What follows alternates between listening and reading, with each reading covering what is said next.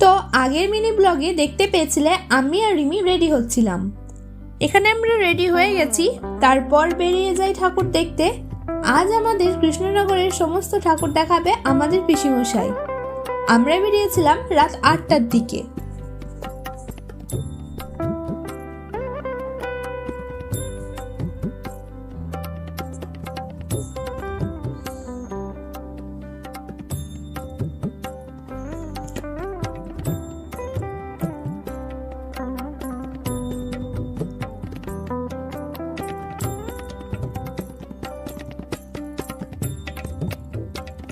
এখন আমরা এসেছি বুড়িমাতলা।